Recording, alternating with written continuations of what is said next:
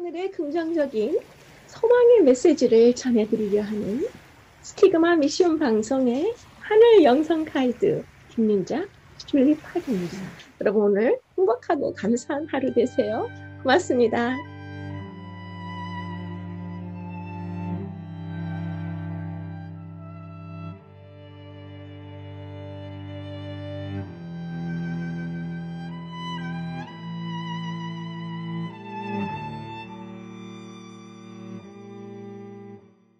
안녕하세요. 반갑습니다. 오늘은 제2과 모세의 역사 수업에 대한 내용으로 신명기 1장부터 3장까지의 범위에서 공부하시겠습니다. 저희 스티그마 미션 방송에서 가능하면 2주 전에는 꼭 업로드 되도록 제작하고 있는데요.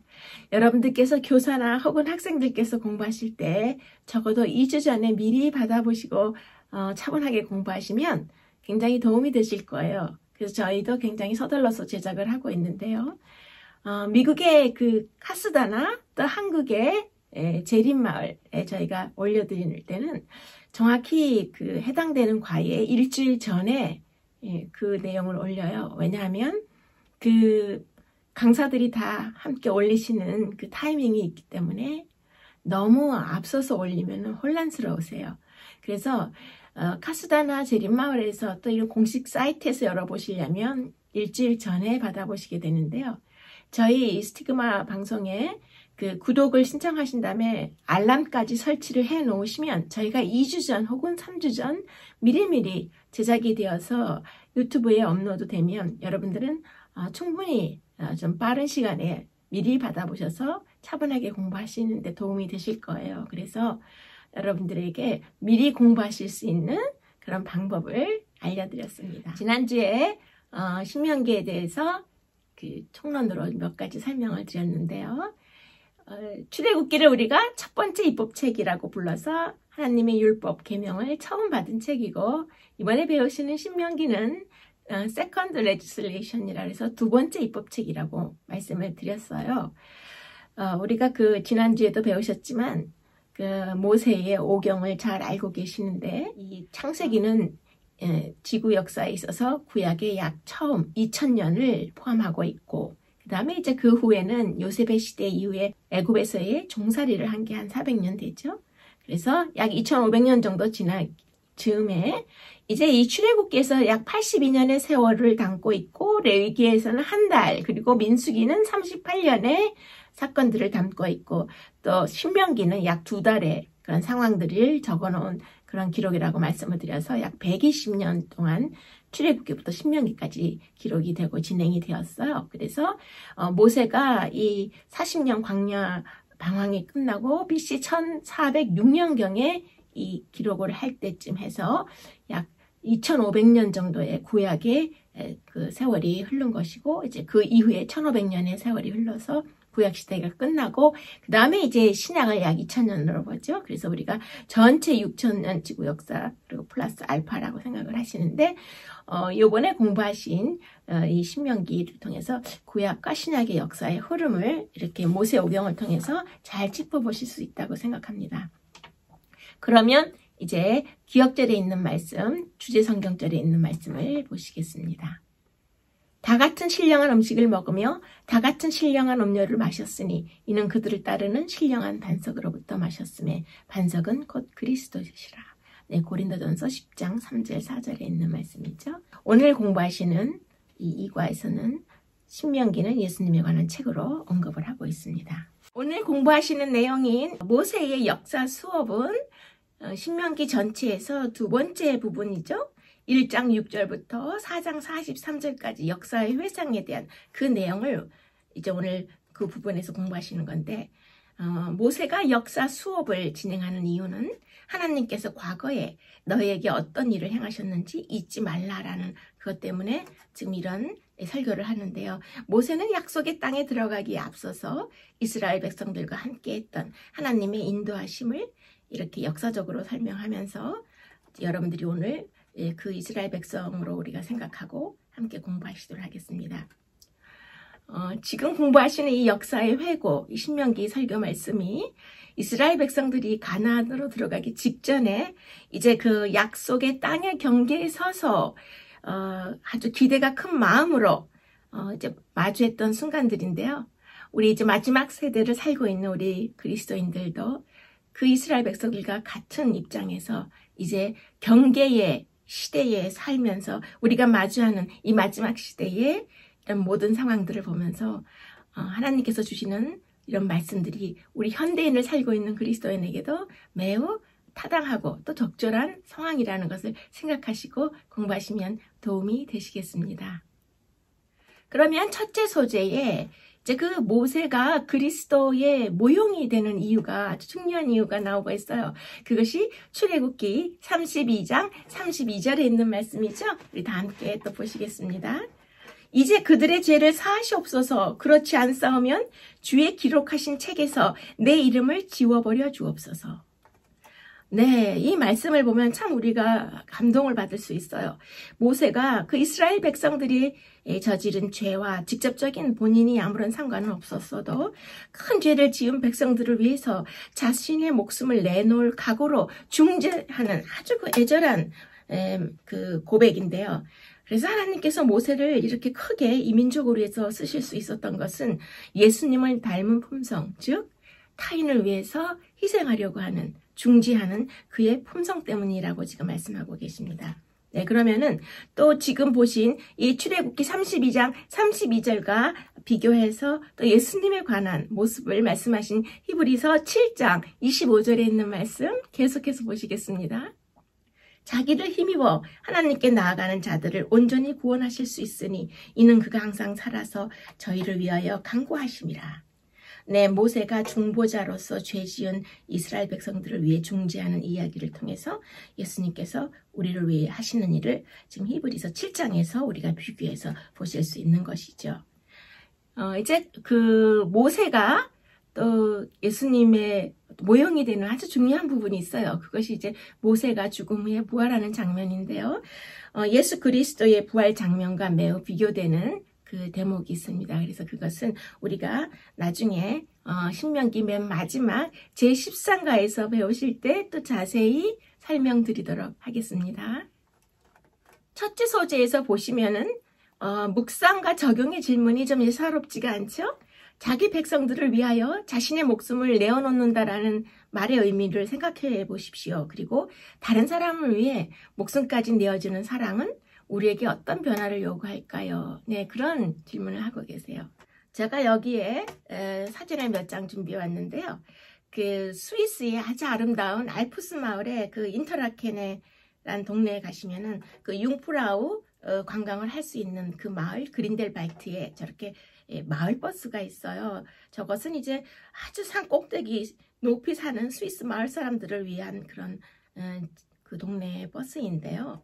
뭐 저렇게 아름다운 버스가 다니는 그 마을이 여러분들이 잘 아시는 이 융프라우가 보이는 그린델발트, 지금 사진에 보이는 아름다운 마을이고 또 그 옆에는 또 빙겐이란 마을도 있고 스위스를 다녀오신 분들은 이 마을을 잘 기억하시는데 지금 사진을 보시면은 저렇게 커브가 심한, 굴곡이 심한 그런 길들을, 산길을 저렇게 저 버스가 하루 종일 오르락 내리락 하면서 마을 주민들을 실어 내려요. 그래서 뭐 버스알프나 또 비텐베르크나 슈나이덱 이런 그 인터라켄에 있는 아주 산 위에 그런 마을들을 이제 저런 버스를 타고 이제 개인 여행을 하셨을 때 또 좋은 시간을 가지실 수 있죠. 그런데 지금 저 버스가 포장도 안 된 산 위에는 이제 포장이 잘 안 돼 있는데요.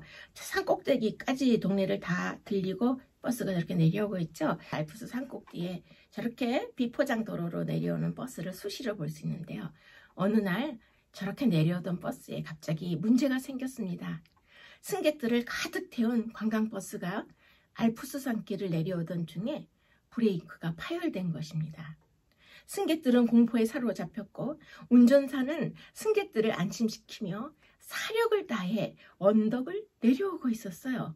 이제 마을에 진입하는 입구에 마을버스가 도착하게 되었을 때 문제가 더 커졌습니다. 거기에 이제 한 무리의 어린아이들이 놀고 있었는데요. 운전사는 경적을 울리고 계속 신호를 보냈지만 미처 피하지 못한 어린아이가 있었습니다. 운전사는 그 버스에 지금 30여 명의 그 마을 사람들이 타고 있었는데요. 그만 그 어린아이를 치웠고 거기 버스에 타고 있던 사람들은 살리면서 그 아이의 충돌로 인해서 멈추어 섰습니다. 승객들은 모두 안전하게 구출되었지만 그 어린아이는 죽고 말았어요. 운전사는 어린아이를 안고 눈물을 흘렸습니다. 사람들은 운전사를 향해 분노하며 당신은 살인자입니다라고 심하게 꾸짖었어요. 그때 이 스위스 마을에 동네에서 살고 계신 한 아주머니가 뛰어나와서 승객들을 향하여 이렇게 말을 했어요. 운전사를 욕하지 마십시오. 저 아이는 운전사의 하나밖에 없는 외아들입니다. 그 운전사가 차 안에 있는 모든 사람들을 살리기 위해 자기 아들을 희생시킨 것입니다. 이것은 실제 있었던 아주 오래전의 실화인데요. 오늘 이 질문에서 저는 우리를 살려내시기 위해 하나밖에 없는 아들을 버리신 하나님 아버지의 사랑을 조금이나마 이해하실 수 있도록 이 말씀을 드리고 있습니다. 하나님께서는 우리 단 한 사람을 위해서라도 하나님의 아들인 예수님의 목숨을 우리를 위해서 버리도록 그렇게 희생하신 사랑을 베푸신 것입니다. 오늘 이 질문을 여러분들이 생각하시면서 우리도 저렇게 할 수 있는 그리스도인의 사랑의 사람들이 될 수 있을까 한번 생각하고 아들을 포기하는 것이 어떤 것이라는 것을 실화를 통해서 잠깐 생각해 보셨습니다. 네, 이제 둘째 소재에 보시면은 신명기 1장 1절에서 5절까지의 그 신명기의 서론, 표제와 서론의 내용이 특별히 그 1장 1절과 2, 3절을 집중적으로 지금 이 둘째 소재에서 다루고 있어요. 자, 그러면 신명기 1장 1절을 잘 이해하시면 전체 공부할 때 큰 도움이 되시겠죠? 이는 모세가 요단 저편 숲 맞은편에 아라바 광야, 곧 바란과 도벨과 라반과 하세롯과 디사합 사이에서 반포한 말씀이니라. 네, 우선 빨강색으로 되어 있는 저 글씨 맨 첫 번째 요단 저편이란 말을 잠시 보시면 이 요단 저편이란 이 단어의 표현은 서부 팔레스타인 기준에서 나온 말이죠. 그래서 요단강의 동편을 요단강 서편에서 볼 때는 요단 저편으로 불렸는데 그 당시에는 모세가 이 단어를 참 많이 써서 마치 고유 단어 명사처럼 이 요단의 동편을 요단 저편이라고 부른 거예요. 그래서 이런 단어를 썼을 때 이거 모세가 쓴 거구나라는 것도 알 수 있는데 현재는 이제 이 요단 저편이란 말이 트랜스조르단이라는 단어로 현지에서도 많이 쓰이고 있죠. 자, 1절에 또 숲, 맞은편 하는 숲이란 단어가 나와요. 지명이죠. 모세가 홍해를 언급할 때 바다라는 의미로 숲이란 단어를 사용했어요. 이것은 그 킹 제임스 버전에서는 홍해, 즉 레드시로 표기가 되어 있습니다. 그래서 여기에서는 위치가 정확히 확인되지 않는 요단 동편의 어느 한 지역을 의미한다라고 우리가 추정해 볼 수 있는 단어가 되겠습니다. 그 다음에 이제 아라바 광야라는 그 지명이 나오는데요. 이 아라바라는 말은 모압 평지로 번역이 많이 돼서 민수기 22장 1절에서는 이 아라바를 모압 평지로 번역을 하고 있습니다. 그리고 또 킹 제임스 버전에 보시면은 이 아라바를 아예 평지라는 단어로 표현을 해놨어요. 그래서 지금 1절에 나오는 아라바 광야의 이 아라바라는 지명이 요단강 유역의 저지대의 가장 낮은 평야 지역을 일컫는구나 라고 생각하시면 되겠고요. 그 다음에 1절의 후반부에서 바란과 도벨과 라반과 하세롯과 디사합 이런 그 지명들이 나오는데 이런 데서 이제 이스라엘 무리에게 반포한 말씀이니라라고 지금 아주 길게 설명을 하고 계신데요. 여기에 그 지역 이름은 구체적으로 현재 지도에서는 어느 지역을 말하는지 우리가 구체적으로 알 수가 없어요. 그런데 이 지명들은 민수기 33장에 이스라엘 방랑 기록에도 언급되지 않은 특별한 지역이다라고 여러분들이 이해하시면 1절을 읽으실 때 도움이 되실 것입니다. 그 다음에 신명기 1장 2절에서 3절을 또 보실 텐데요. 이 말씀은 신명기 전체를 압축한 너무 중요한 기절이죠. 네, 그러면 2절과 3절 보시겠습니다. 호렙산에서 세일산을 지나 가데스 바네아에까지 10하루길이었더라. 근데 이 짧은 한마디에 모세의 뼈저린 통한의 세월과 감정이 함축되어서 나와 있는데요. 11일이면 도착하는 거리를 지금 강조하고 있어요. 우리는 그러나 이 거리를 40년 동안 방황하면서 이 거리를 지나왔다는 사실을 강조하죠. 여기에서 지금 호렙산이란 말이 제일 먼저 나오는데 이 호렙산은 신의 산의 또 다른 이름인 것은 여러분들이 잘 아실 거예요. 자, 그럼 여기에서 신명기의 첫 구절에서 하나님의 신뢰성에 대한 확실한 증거를 보게 되는데 하나님은 실행하시겠다고 하신 것을 반드시 그분이 언급하신 바로 그때에 행하시는 것을 알 수 있는데요. 지금 신명기 1장 3절에서 40년째 되는 해라는 말을 강조하시면서 하나님이 말씀하신 것을 반드시 그때가 되어야 이렇게 지키신다는 것을 지금 보여주고 있습니다. 네, 그럼 이제 오늘 여러분들이 좀 지도 공부도 같이 하시면서 즐겁게 공부를 하실 텐데 오늘 내내 내용이 나오는 게 그 가나안 지역, 이제 이스라엘 백성들이 들어가게 될 가나안 지역에 대해서 여러분들이 좀 지도를 보실 텐데요. 일단 그 지역이 현대 이 지도로는 중동 지역이 어딘지를 좀 먼저 보시면 여러분들이 이해하시기에 도움이 되실 것 같아서 제가 현대 지도를 준비해서 지금 여러분들 앞에 띄워드리는데요.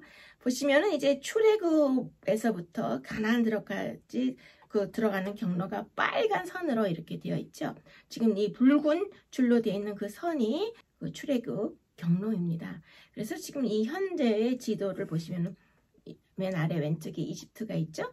오른쪽에는 이제 사우디아라비아가 있고 지금 우리가 오늘 많이 배우시는 에돔과 모압과 암몬, 지금 그 가나안 들어가기 전에 맞은편에 있는 그 이방 민족의 그 지역이 지금 다 요르단이에요. 지도에 지금 요르단으로 나와 있죠.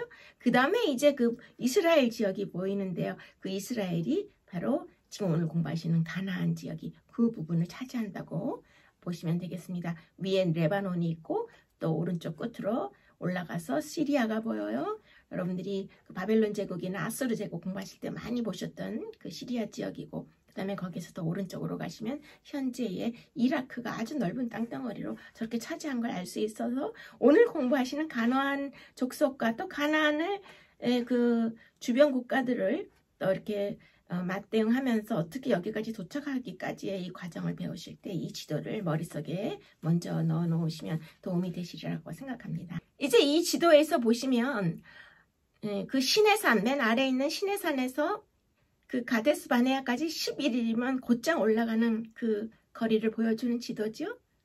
이스라엘 백성들이 BC 1446년 1월 15일에 애굽을 출발합니다.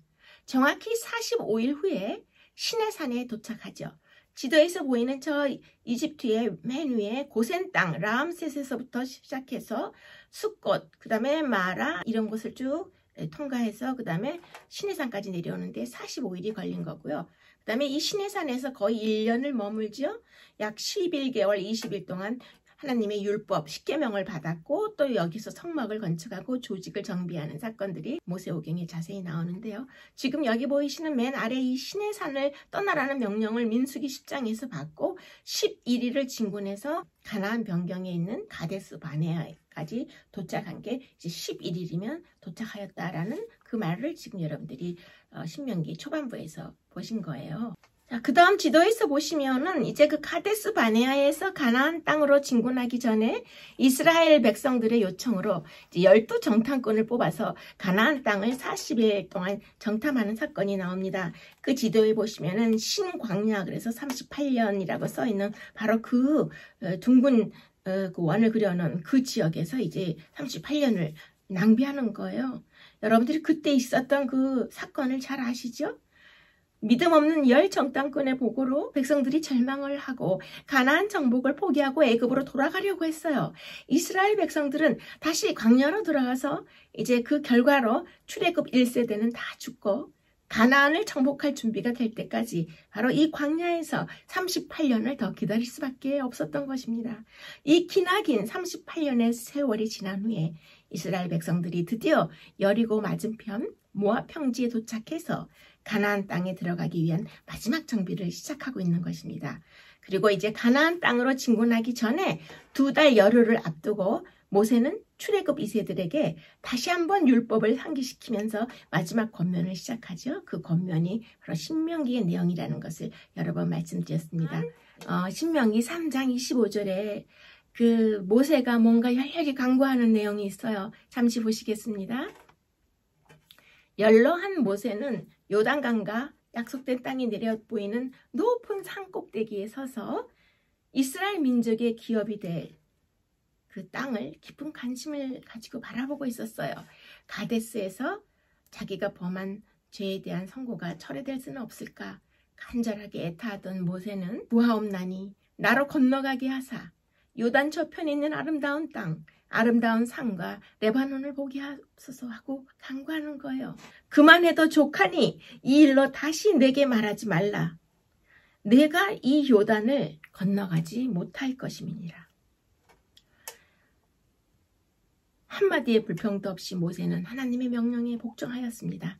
모세처럼 그렇게 많은 희생을 하고 수많은 세상의 영화를 버린 사람도 없어요. 모세처럼 그렇게 하나님을 위해서 고난의 일생을 보낸 사람도 없을 것입니다. 그러나 이 약속의 땅에 들어갈 수 있다는 소망으로 그 모든 것을 이때까지 참아왔는데 이제 마지막 순간에 이렇게 모세의 소망이 거절되는 것을 보시는 거예요. 모세의 심정이 어떠했을까요? 네, 그러나 결국 하나님께서는 이제 모세가 이 죽음으로 향하는 그 순간에 모세에게 보여주신 은혜가 있습니다. 그래서 제13과에서 이제 그 모세의 죽음, 부활에 대해서 공부하실 때 또 자세히 설명드릴 텐데요. 제가 이 13과의 이 부분을 위해서 사실 영적인 독서도 너무 많이 하고 마음속으로 참 깊은 연구를 했는데 몇 대목에서 잠시 손을 놓고 펑펑 운 적이 여러 번 있어요. 그래서 어떻게 하나님이 이렇게 모지실까? 하나님 너무 냉정하시다라고 지금 이 신명기 3장 26절 27절에서 생각하실 수 있지만 하나님께서 모세에게 베풀어 주시는 섭리와 또 은혜는 각별하게 따로 준비되어 있었던 것을 우리가 추후 공부하시도록 하겠습니다. 네, 그러면 둘째 소재의 교훈에 보시면 성경을 통해서 하나님께서는 그 자신이 이루겠다고 하신 것을 반드시 이루시는 분임을 우리가 알 수 있다라고 지금 말씀하고 계신데요. 그러면 우리 오늘날 우리 현대 그리스도인들도 이 성경 말씀을 읽고 묵상할 때에 하나님께서 큰 영감을 주셔서 하나님의 약속과 능력도 보여주시고 또 이 성경의 말씀들을 통해서 우리에게 감동과 지혜와 또 생각지 못한 큰 삶의 열매를 허락하시는 것을 우리가 알 수 있어요. 19세기에 영국에 아주 유명한 산부인과 의사가 있었습니다. 제임스 심프슨이라는 그런 의사였는데요. 사실 이 제임스는 그 스코틀랜드의 그 바드 게이트라고 하는 마을에 아주 가난한 집안에 빵을 만들어 파는 그런 아버지를 두고 태어났어요. 너무 경제적으로 어려워서 공부하기는 녹록지 않았지만 이 제임스 심프슨은 하나님께 향한 믿음과 소망이 있었어요. 그래서 어려운 환경에서도 열심히 공부했는데 여러분들이 스코틀랜드에 가시면 에든버러라는 아주 유명한 도시가 있어요. 아직도 너무 고풍스럽고 이제 여행을 가셔서 그 동네를 이렇게 그 마을을 그 도시를 걷다 보면 100년, 200년, 300년 전에 스코틀랜드에 내가 살고 있는 듯한 그런 감성을 느끼실 수 있는 참 아름다운 곳인데요. 이 그 제임스 심프슨이 이 동네에 살면서 바로 그 에딘버러에서 가장 유명한 에딘버러 대학의 의과대학에 들어갈 수 있었어요. 열심히 어려운 상황에서도 열심히 공부한 이 제임스 심프슨은 1846년에 29살의 아주 젊은 나이로 의사도 되었고 또 유명한 대학 교수가 되었어요. 의과 이제 교수가 되었는데요. 성경을 그 하나님의 말씀으로 그 병원 일 외에도 늘 성경을 깊이 상고하던 이 심프슨 박사가 참 한 가지 고통이 있었는데요. 환자들을 수술할 때마다 그 당시에는 마취제라는 게 없었어요. 그래서 생쌀을 가르고 그 수술을 할 때 너무 환자들이 고통스러워하는 것을 보면서 너무 괴로웠어요. 그런데 많이 그 가슴 아파하고 수술을 마치고 오면 너무 본인도 힘들었는데 어느 날 성경을 조용히 묵상하다가 창세기 2장 21절에서 너무 눈에 띄는 귀절의 그 영감을 발견한 것입니다. 여호와 하나님이 아담을 깊이 잠들게 하시니 잠들매 그가 갈빗대 하나를 취하고 살로 대신 채우시고. 네, 이 말씀을 보던 이 닥터 심프스는 하나님께서 아담을 잠재우시듯 환자를 깊이 잠재워 놓으면 고통 없이 수술을 무사히 할 수 있겠구나, 그런 생각을 하게 된 거예요. 그래서 이 심프슨 박사가 그 기도하면서 이 수술용 마취제 개발을 노력을 해서 1847년에 그의 조수였던 커츠 박사와 함께 클로로포름이라는 액체를 시험하던 중에 증발된 기체를 보고 완전한 마취제를 발견하게 되었습니다. 1853년에 빅토리아 왕후가 왕자를 분만할 때 바로 이 클로로포름을 이 닥터 심프슨이 사용해서 수술이 성공했어요. 아무 통증 없이 마취제의 역할을 잘한 이 액체 덕분에 수술에 성공함으로써 스코틀랜드 출신의 의사로서는 처음으로 영국 왕실로부터 경의 호칭을 받았습니다. Sir이라고 하는 호칭을 받아서 이 Sir 제임스 심프슨이 역사적으로 아주 유명한 그 의학적인 큰 단계를 이루어낸 것이 이제 조금 전에 들으신 실화 이야기에서 아실 수 있어요. 그래서 여러분, 우리가 성경을 깊이 상고할 때 너무나 많은 영광과 하나님의 은혜를 체험할 수 있다는 것을 꼭 기억하시기 바랍니다. 자, 그럼 이제 셋째 소재를 위해서 신명기 1장 10절과 11절을 보시면 굉장히 내용은 간단해요. 우리 성경절을 보시면서 셋째 소재를 공부하도록 하겠습니다. 너희 하나님 여호와께서 너희를 번성케 하셨으므로 너희가 오늘날 하늘의 별같이 많거니와 너희를 현재보다 1000배나 많게 하시며. 네, 하나님께서는 광야에서 방황하는 중에도 이스라엘 백성들을 축복하고 계셨죠. 그래서 광야에서 방황하는 중에도 그들이 복을 받았는데요. 40년 동안 들에서 기르시되 부족함이 없게 하심으로 그 옷이 헤어지지 아니하였고 발이 부르트지 아니하였사오며 라는 이 말씀이 또 느헤미야의 9장에 나오죠.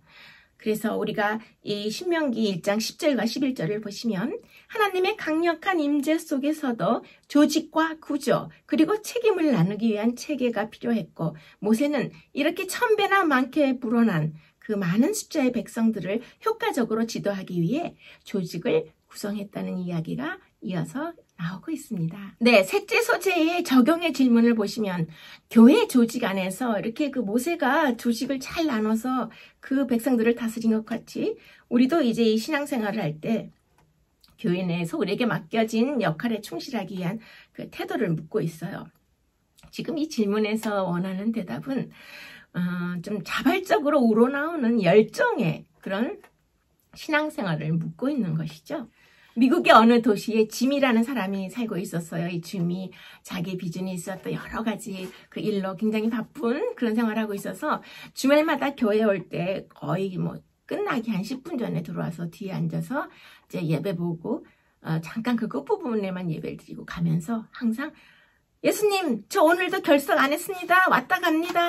다음 주에 또 오겠습니다. 그러고 가는 거예요. 그 다음 주가 되면 저분이 좀 일찍 오시려나 그 교인분들이 좀 유심하게 바라보면 역시 그 다음 주에도 약 10분 전쯤에 들어와서 예배를 보는 척 신용만 하다가 예배가 다 마치면 앞으로 걸어 나와서 하나님, 저 오늘 왔다 갑니다.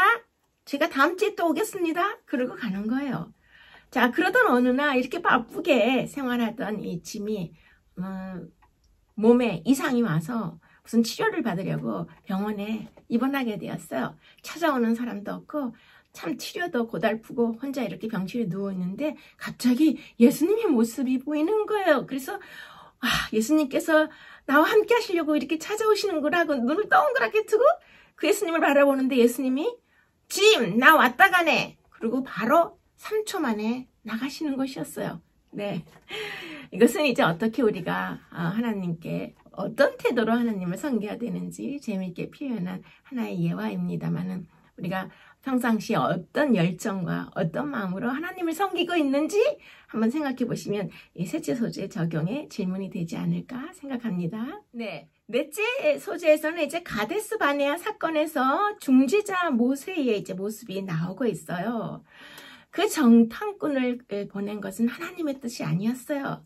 하나님께서는 내가 다 알아서 준비했으니까 니네 염려하지 말고 정탐꾼을 보내거나 뭐 그런 필요가 전혀 없다라고 말씀을 하셨을 텐데, 지금 이스라엘 백성들은 하나님 좀 가만 계세요. 우리가 확인을 해야 되겠습니다. 여기까지 왔는데 우리가 돌다리도 좀 두들겨 볼 테니까 하나님 좀 잠시 계시고 저희 원하는 대로 하게 해주세요. 그렇게 요청을 했을 거예요. 그래서 하나님께서는 저럴 필요가 없는데 하고 매우 안타까우셨지만 그 이스라엘 백성들의 요청을 들어주셔서 그들이 원하는 대로 정탐꾼을 다녀오게 했어요. 그런데 그들의 불신의 결과로 정탐꾼이 돌아오는 40일을 가데스 바네아에서 더 기다려야 했고, 또 광야에서 40년을 더 방황하는 그런 결과를 맞이한 것을 우리 지금 이 넷째 소재에서 여러분들 너무 많이 들어서 잘 알고 계시죠. 그런데 지금 여기서 중요한 상황 하나는 몇십 년 더 방황하는 게 문제가 아니라 이 가데스 바네아의 이 반역 사건으로 인해서 이스라엘 민족이 아예 하나님 앞에 다 멸절되고 죽을 위기가 발생한 것입니다. 여호와가 이 백성에게 주기로 맹세한 땅에 인도할 능력이 없었으므로 광야에서 죽였다 하리이다. 그래서 지금 이 말씀에서는 이제 만약에 하나님께서 이스라엘 백성들을 다 죽이시면 애굽 사람들과 주변에 있는 사람들이 그들의 눈에 볼 때 하나님이 어떻게 보일지 생각해 보십시오라고 지금 간구하는 그런 내용이에요. 하나님께서 이스라엘 백성들을 위해 하시고자 했던 그 모든 일들이 단지 이스라엘만을 위한 한 일이 아니라 모든 인류를 위한 것이었고, 또 영적 이스라엘을 위한 것이었으므로 그 이스라엘은 온 세계를 위한 빛이 되었어야 함을 하나님께서도 너무 잘 아시지 않느냐고 지금 모세가 하나님을 향해 가슴 절절한 눈물로 호소를 하면서 제발 이스라엘 백성들을 죽이지 말고 살려달라고 애원하는 그 장면입니다. 네, 이제 오늘 또 아주 흥미진진하고 재미있는 그 5째 소재를 보시면은 이제 가나안으로 이제 들어가는 이제 마지막 단계에서 이스라엘 백성이 어떻게 가나안으로 들어가는지 하나님께서 2가지 방법을 일러주시고 명령하신 게 나오죠. 그래서 반드시 하나님의 말씀에 순종을 해야 가나안에 들어갈 수 있음을 지금 말씀하고 계시는데, 지금 가나안에 들어가는 방법을 첫째, 어느 민족과는 싸우지 마라 그러셨고, 어느 민족과는 반드시 싸워서 멸절시키고 들어가라라는 2가지 방법을 말씀해 주셨어요. 자, 그러면 지도를 보시겠습니다. 네, 지금 여기에 보시면은 오른쪽에 그 지도의 오른쪽을 보시면은 그 맨 아래 에돔이 있죠? 흐린 핑크색으로, 그 다음에 회색으로 모압이 있고, 그 위로 올라가면 연한 하늘색이 암몬 그 민족이 사는 땅이 보이고, 그 옆에 또 분홍색의 그 아모리족이 있고, 그 위에 연보라색의 또 아모리족이 2군데 보여요. 그래서 그 암몬 옆에 있는, 아래쪽에 있는 그 아모리족은 헤스본 왕 시온이 다스리던 곳이고, 그 다음에 그 위로 가서 또 다른 아모리족이죠. 그 바산 왕 옥이 다스리던 그 이제 땅의 지도가 보이고 있습니다. 그런데 하나님께서 지금 이 오른쪽에 있는 맨 아래 에돔은 그 에서의 후손이라고 말씀을 드렸어요. 그래서 에서의 후손을 땅을 주셨기 때문에 이 에돔 민족과는 싸우지 말라 그랬고, 그 다음에 모압과 암몬은 뭐 여러 번 여러분들이 들으셨겠지만 롯의 후손들이에요. 역시 그들에게도 하나님께서 자비로운 그 언약을 해주셨어요. 그들에게 이 땅을 주신 것입니다. 그래서 이방 민족을 향한 하나님의 언약은 이렇게 세월이 많이 흘러도 그들이 현재 우상 숭배를 하고 아주 악한 그런 족속이 되었지만 참 그 하나님의 언약을 신실하게 지키시는 그런 모습을 볼 수 있는 게 바로 이 지도의 에돔, 모압, 암몬이에요. 하나님께서 싸우지 마라 한 그 민족은 에덴, 모압, 암몬이었습니다. 그럼 이 대목에서 우리가 잠깐 좀 생각해 볼 수 있는 것은 하나님의 백성에게는 얼마나 신실하실까?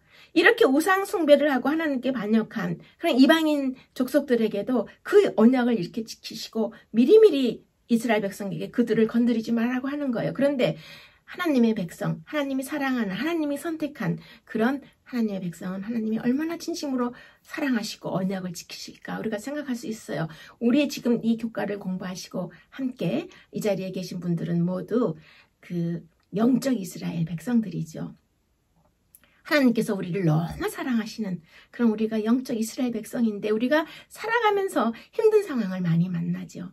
그래서 이 대목에서 우리가 좀 기억해 볼 수 있는 것은 모든 환난이 하나님이 정하신 뜻에 따라 하나님의 보호 가운데 일어나기 때문에 우리가 신앙생활을 하다 역경과 고난을 겪을 때 하나님께서 또한 넉넉히 건져주실 것을 바로 이 이방인들과의 한 언약을 지키시는 모습에서 하나님은 우리를 얼마나 더 넉넉히 지켜주실까를 생각해 볼 수 있는 것입니다.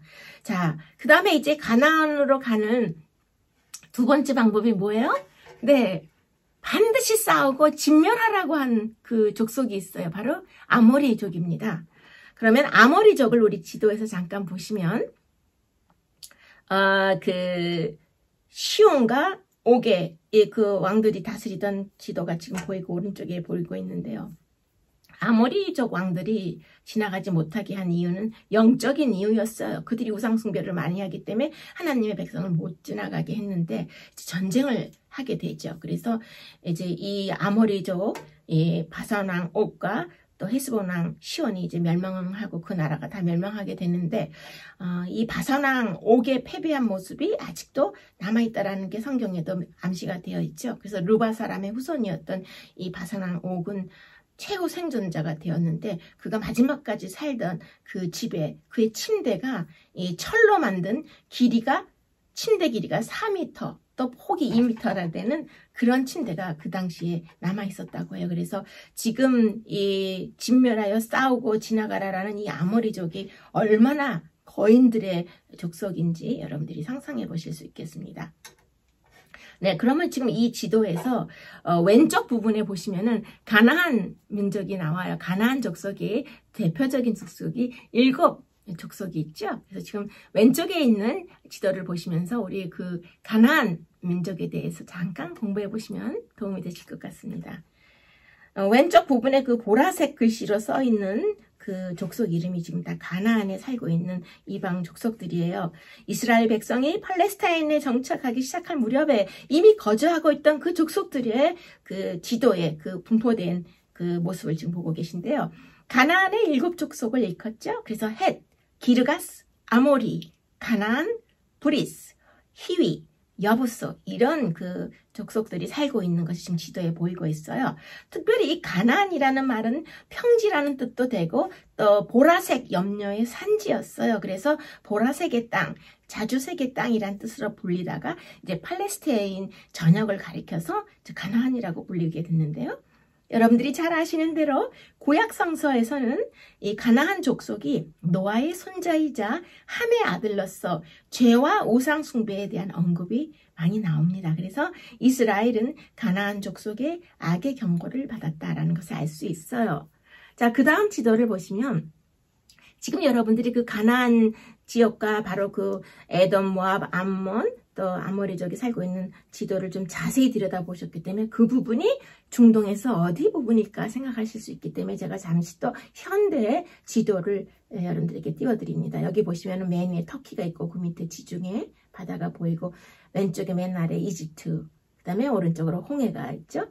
그 다음에 그 이집트에서 올라가면 바로 이스라엘 노란색 으로 되어 있는 그 부분이 그 이스라엘이고 그 이스라엘 땅이 지금 보시는 이 가나안하고 그 다음에 그 아모리족이 살던 그 땅들이죠. 그래서 이스라엘의 현재 모습, 지금 현재 지도에서 이스라엘 땅이 지금 조금 전에 보신 그 가나안의 여러 족속이 살고 있는 자세히 보신 이방민족의 지도가 지금 현대 지도로는 이스라엘 땅 부분이다라고 하시고 그 다음에 오른쪽에 보시면은 요르단이 나오죠. 거기가 이제 그 싸우지 말고 지나가라고 했던 그 에돔, 모압, 암몬 그 후손들이 살고 있는 현재 요르단이 되겠습니다. 그리고 이스라엘 위에 보시면 레바논, 그 다음에 시리아 보이죠? 그래서 지금 현재의 이 세계 지도 중에 중동 지도를 보실 때 지금 우리가 자세히 보고 있는 가나안 지역, 그 다음에 이 이방 민족들의 지역이 어디라는 것을 우리가 좀 보시면은 이스라엘 땅과 요르단 땅을 지금 여러분들이 자세히 공부하고 있는 거라고 생각하시면 되겠습니다. 그 다음에는 이제 두 개의 지도를 제가 한꺼번에 보여드려요. 여기에서는 이제 그 창세기 15장 18절에서 21절에 지금 이 가나안에서 사는 그 족속들의 이름이 나오는 게 있어요. 그래서 그 이제 오른쪽에 보이는 지도는 이제 이스라엘 백성들이 진군을 하면서 이 가나안의 땅에서 곧 쫓겨나게 되었는 그 민족들을 동그라미를 쳐놓은 그 민족들이에요. 그래서 그 창세기 15장 18절에는 내가 이 땅을 내 자손에게 주노니 헷 족속과 브리스 족속과 르바 족속과 아모리 족속과 가나안 족속과 기르가스 족속과 여부스 족속의 땅이라는 그 언급이 나와요. 그럼 왼쪽 지도를 보시면은 지금 그 가나안을 이제 이스라엘 백성이 진군해서 들어가서 차지하고 나서 12지파가 지금 그 땅을 어떻게 차지했는지를 보여주는 지도입니다. 특별히 보시면은 오른쪽에 므낫세의 반지파와 갓, 르우반 지파는 지금 오른쪽에 그 아모리족, 그 조금 전에 그 전쟁을 치렀다고 말씀을 드린 그 아모리족의 땅들을 므낫세와 갓, 르우벤이 그 지파들이 차지한 모습을 지금 보실 수 있는데요.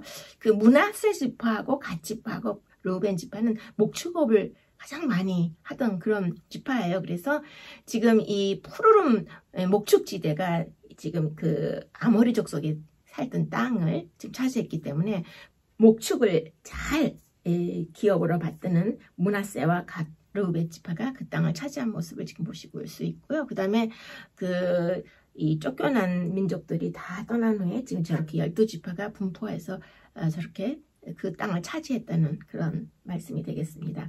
이 지도를 보실 때에 노아의 홍수 이후의 역사는 그 노아의 첫째 아들이었던 셈을 중심으로 기록되었고 또 이 둘째 아들이었던 함은 이렇게 다른 지역으로 이사를 해서 이주를 해서 다른 문화를 형성하고 이렇게 이방민족으로 살아간 것을 우리가 이런 지도를 통해서 알 수 있어요.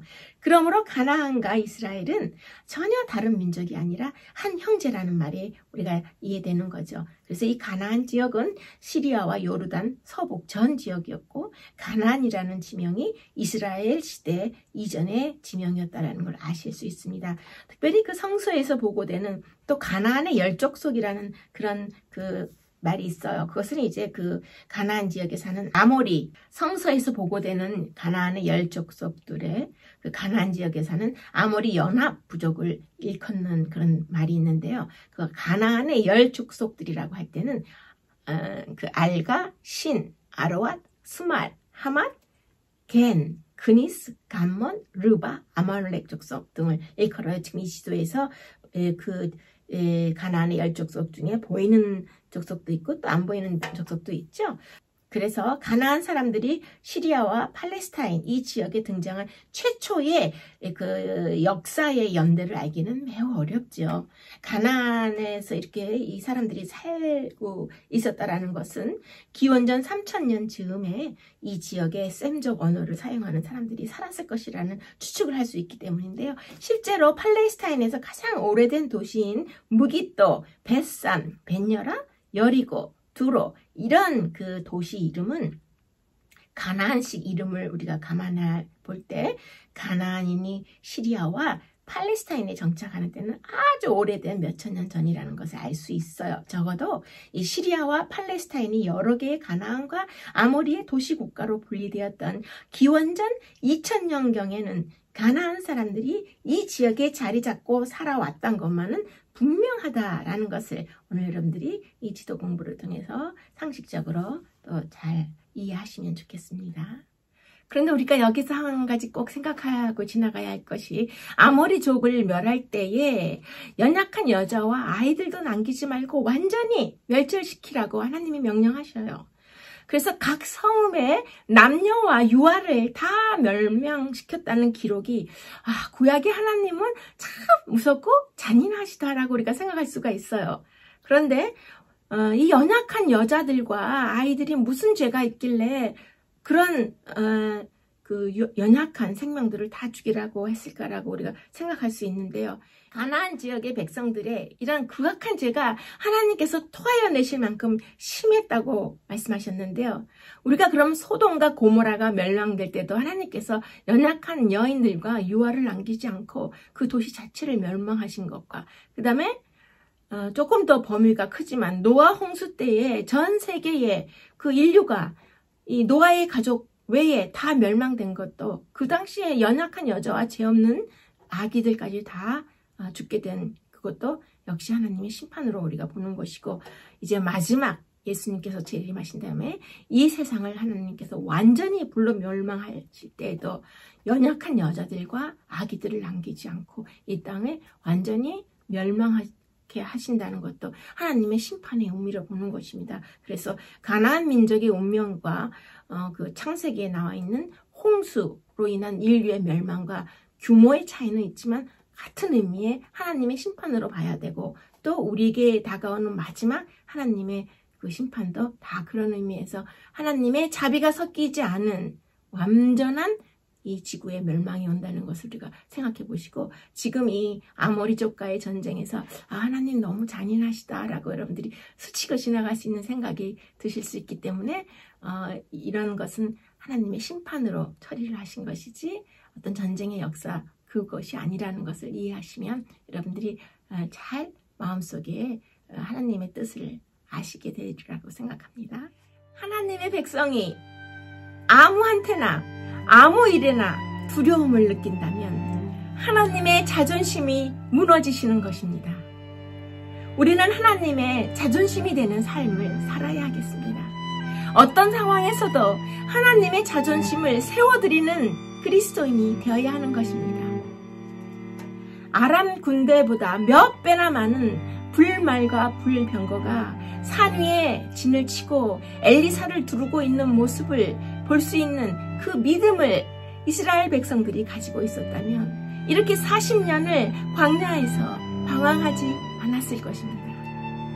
우리가 하나님만 두려워하면 세상을 두려워하지 않을 수 있습니다. 우리가 하나님을 두려워하지 않으면 세상의 모든 쓸데없는 것까지 우리는 두려워하게 되어 있습니다.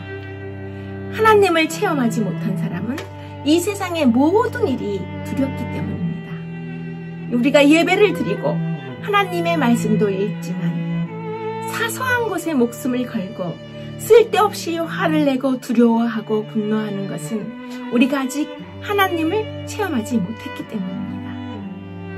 하나님의 사람답게 하나님만 두려워하는 그리스도인이 되시기 바랍니다. 오늘 이 과에서는 신명기서의 그 배경이 되는 지도 공부를 하시느라고 여러분들 수고 많이 하셨는데요. 영원한 언약에 대해서 배우시는 다음 주 제3과에서 다시 건강한 모습으로 여러분을 찾아뵙겠습니다. 여러분 감사합니다.